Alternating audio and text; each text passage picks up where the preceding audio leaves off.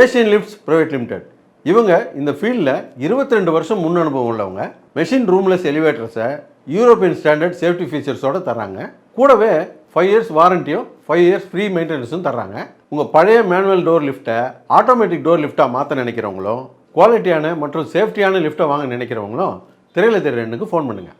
சினிமாக்காரன் வழங்கும் எஸ் வினோத்குமார் தயாரிப்பில் ராஜேஸ்வர் காளிசாமி இயக்கத்தில் மணிகண்டன் நடிக்கும் குடும்பஸ்தன் ஜனவரி 24 முதல். இன்னைக்கு நம்ம திரையுலகம் நிகழ்ச்சியில் இயக்குனர் பாபி கோலி இயக்கத்தில் வெளியே வந்திருக்கிற டாக்கு மகாராஜா படத்தை பற்றி பார்க்க போகிறோம். டாக்கு மகாராஜா இந்த படத்துடைய கதையை பற்றி பார்த்தோம்னா, படத்துடைய ஆரம்பத்தில் ஒரு பெரிய தீவிரவாதி மாதிரி ஒருத்தரை காட்டுறாங்க. அவர் இருக்கிற சிறையிலே இருந்தார்னா அவருக்கு ஆபத்து இருக்குது, அவரை தீகார் சிலைக்கு மாற்றணும் அப்படின்னு சொல்லிட்டு சிறைத்துறையிலேருந்து அவரை இன்னொரு சிறைக்கு மாற்றுறதுக்கான வேலையை பார்க்குறாங்க. போகிற வழியில் ஒரு பெரிய தீவிரவாத கும்பல் அந்த வண்டிகளை ரவுண்டு கட்டி சுட ஆரம்பிச்சிருது.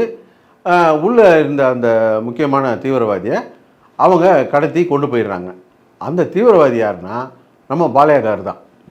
அப்போ தப்பிச்சு போன பாலையாகார் எங்கே போகிறாரு அப்படின்னு சொன்னால், ஒரு மலை பிரதேசத்தில் பெரிய வசதியான ஒரு குடும்பம் இருக்குது.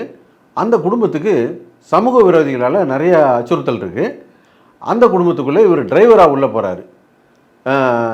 உள்ளே போயிட்டு அந்த குடும்பத்துக்கு இருக்கிற பிரச்சனையை தீர்த்தாரா இல்லையா, இவர் ஏன் தீவிரவாதி ஆனார், அந்த குடும்பத்துக்கு என்ன பிரச்சனை அப்படிங்கிறத இந்த படத்துடைய கதை. படம் ஆரம்பித்து ஃபஸ்ட் ஹாஃப்லாம் பார்த்தா கொஞ்சம் பொங்கல் சாப்பிட்டா ஒரு மந்தம் தட்டாது அந்த மாதிரி தான் போய்கிட்டு இருந்துச்சு.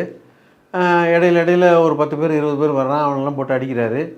அப்புறம் ஒரு பாட்டு பாடுறாரு, டான்ஸ் ஆடுறாரு, கேமரா ஒர்க்கு மேக்கிங்லாம் காட்டுறாருங்க, நல்லா தான் இருக்குது. அப்புறம் தமன் தான் மியூசிக்கு படத்துக்கு. தமன் தமிழில் போட்ட மியூசிக்கு, தமிழில் போட்ட பாட்டெல்லாம் அப்படியே அதில் போட்டு வச்சுருக்காரு. சரி, அதெல்லாம் நம்ம பார்க்க வரல, அதே பார்க்க வந்தோம். அப்புறம் பார்த்தா தமிழ் படத்து சீன்லாம் வருது, இந்த விக்ரம் படத்து சீன் வருது, ஜெயிலர் படத்து சீன்லாம் வருது. சரி, எதை போட்டோம், நம்ம அதையே பார்க்க வந்தோம். அப்படியே போய்கிட்டு இருந்துச்சு. பார்த்தா ஃபஸ்ட் ஹாஃப் முடிஞ்சு போச்சு. அப்புறம் பார்த்தா செகண்ட் ஹாஃப் ஆரம்பிச்சிச்சு. இனி இருக்கும் போல் இருக்கு, அப்போ பார்த்துக்கலாம் அப்படின்னா, ஃபஸ்ட் ஹாஃபாவது பொங்கல் சாப்பிட்ட மாதிரி இருந்துச்சு, செகண்ட் ஹாஃப் தூக்க மாத்திரை போட்ட மாதிரி ஆயிடுச்சு. அவ்வளோ மந்தமாகி போச்சு படம். படத்தில் அவர் பார்த்தா ஒரு 10 பேர் 20 பேர்த்த போட்டு அடிச்சுக்கிட்டு இருக்காரு. ஏய், நம்ம இதை பார்க்க வாடா வந்தோம், ஒரு சாதாரண ஹீரோ படம் மாதிரி இருக்குது, ஒரு சூப்பர் ஹீரோ படம் பார்க்க வந்திருக்கோண்டா, என்னடா இது? இவர் வீட்டிலேருந்து வந்த ஜூனியர் என்டிஆரை 200 பேரை அடிக்கிற அளவுக்கு தயாராகிட்டார். இவரை வச்சுக்கிட்டு 50 பேர்த்த போட்டு அடிச்சுக்கிட்டு கிடக்கிறாரு. இது என்ன படம் இது? இன்னும் சாதாரணலா? காட் ஆஃப் மாசஸ், சூப்பர் ஹீரோடா, சூப்பர் ஹீரோக்கெல்லாம் சூப்பர் ஹீரோ, என்ன இப்படி படத்தை எடுத்து வச்சுருக்காங்க அப்படின்ட்டு ஒரு கடுப்புலேயே இருந்துச்சு.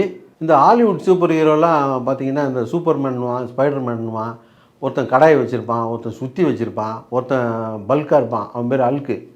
இவங்கெல்லாம் ஒவ்வொரு விஷயத்தில் தான் ஸ்பெஷலிஸ்ட்டாக இருப்பாங்க, ஒவ்வொரு டிபார்ட்மெண்ட்டில் தான் ஸ்ட்ராங்காக இருப்பாங்க. ஆனால் நம்மளால் அப்படியா? HOD, head of the department, ஆல்ரவுண்டராக இருப்பார். அவருக்கு போய் இப்படி படத்தை எடுத்து வச்சுருக்காங்க. ஒவ்வொரு அடிக்கும் ஒரு 4 தேனோஸாவது சாக வேணாமா? இந்த பழைய படத்தில் மாதிரி, பிளாக் அண்ட் ஒயிட் படத்தில் மாதிரி கை சண்டை போட்டுக்கிருக்காங்க.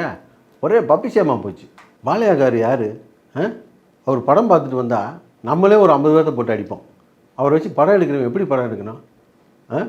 பாலையாகார்னா காட் ஆஃப் மாசஸ் அப்படின்னா என்ன அப்படின்னு சொல்லி கொடுத்து கூப்பிட்டு வரணும். அவருடைய வரலாறு என்ன அதெல்லாம் புரிய வச்சு கூப்பிட்டு வரணும். யாரையோ அப்ரசன்ட்டி கூப்பிட்டு வந்து படம் எடுத்தால் இப்படி தான் இருக்கும். அவர் கூட பெருந்தன்மை இந்த மாதிரி படங்களை திரும்ப கூட நடிக்கலாம். ஆனால் அவருடைய விழுதுகள் எங்களுக்கு பப்பிசேம் தான். இது ஒரு அழிக்க முடியாத கரை தான்.